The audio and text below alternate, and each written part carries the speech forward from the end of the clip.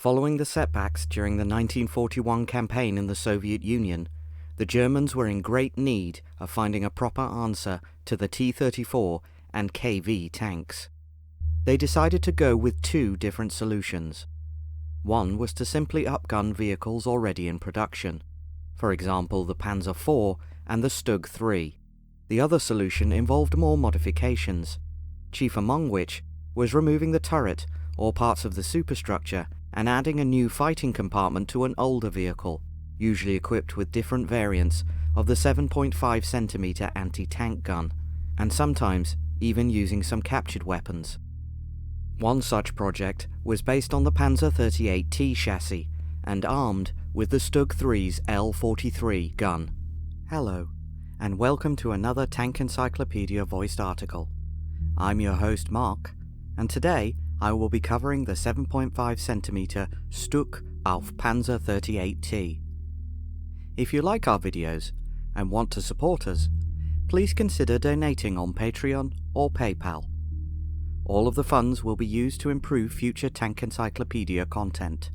Any help would be greatly appreciated. The Panzer 38T, or LTVZ-38, Lehký tank Vyzora 38, or Light Tank Model 38 as it was originally known, was a light tank developed by a Czechoslovakian company called CKD, Českomoravská kolbin daně, from Prague. This company was formed back in 1871 and was initially involved in the production of industrial machinery, while in later years it would begin to develop and produce military equipment and weapons. Just prior to the Second World War, CKD managed to design and build a tank initially called TNH, which in early 1938 would be presented to the Czechoslovakian army.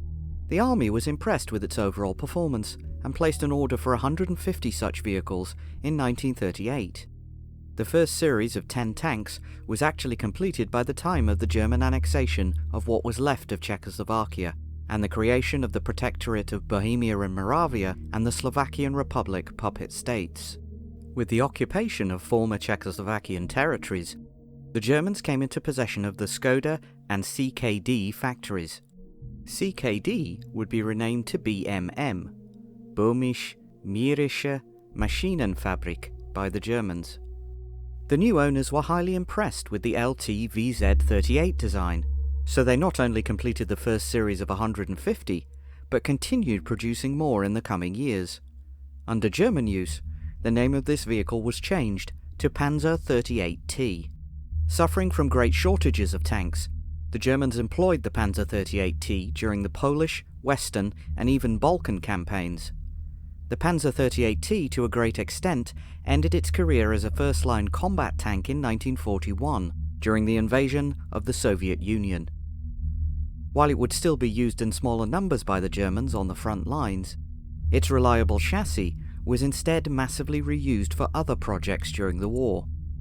These mostly consisted of anti-tank vehicles, but other configurations such as self-propelled artillery or anti-aircraft guns would also be developed. During March 1942, Adolf Hitler gave instructions that a Panzer 38T chassis was to be modified and equipped with the newly developed 7.5cm Sturmkanon.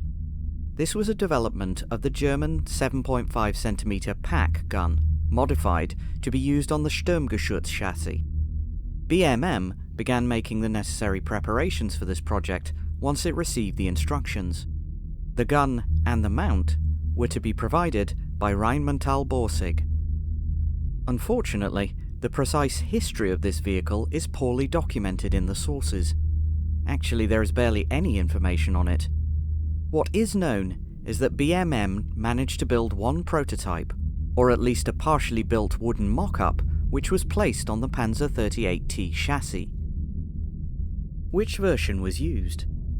Unfortunately, the few available sources do not mention the precise type of Panzer 38T chassis used. Based on the few existing photographs, an educated guess can be made. This vehicle had completely flat frontal superstructure armour.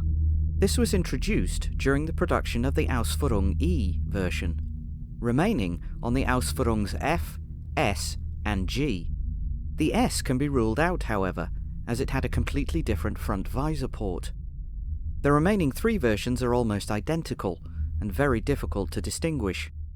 While the E and F had 2 25mm thick frontal plates, the G had a single 50mm thick armoured plate. Due to the angle of the photographs, it is difficult to observe this area and precisely make a judgment on the chassis version used. It appears that the vehicle used had a single frontal armour plate, so it is very probable that this was built on the Ausf.A G chassis. Design. The Panzer 38T hull was divided into a few sections, which included the forward-mounted transmission, central crew fighting compartment, and, to the rear, the engine compartment. The transmission and steering systems were placed at the front of the hull, and were protected with a large angled armour plate. To allow better access for repairs, a rectangular-shaped transmission hatch was located in the middle of this plate. The hull and the remaining parts of the Panzer 38T body were constructed using armour plates riveted to an armoured frame. The armour plate that needed to be easily removable, like the upper horizontal plate in the hull for access to the gearbox, rear engine plate, etc., were held in place using bolts. The original Panzer 38T superstructure needed to be modified. The 2 front crew members and the ball-mounted machine gun remained in their usual positions. The sides and top of the superstructure armour, just behind the driver and radio operator positions, were removed. The Panzer 38T had a hatch door placed above the radio operator's position. Based on the photograph of the 7.5cm StuK prototype, it appears that this vehicle would have had 2 larger hatches, one for the radio operator and one for the driver. This is reasonable, since the Panzer 38T was a small vehicle with very cramped interior, making the emergency exit of the hull-positioned crew members very difficult. On top of the modified superstructure, a new rear-opening fighting compartment was placed. The front part of this compartment was to be made using 3 plates, with the opening in the centre for the main gun. The sides were also to be fully protected. The top plate actually curved down slightly towards the front of the vehicle. On the top left front corner, there was an opening left for the gunner's periscope sight. On the photographed vehicle, this fighting compartment appears to be a wooden mock-up. The 7.5cm StuK Ausf Panzer 38T's suspension consisted of 4 large road wheels with split rubber tyres. The use of large diameter wheels was meant to reduce wear on the rubber tyres. These wheels were connected in pairs and were suspended using semi-elliptical leaf spring units. In addition, there was a front drive sprocket, rear idler, and 2 return rollers per side.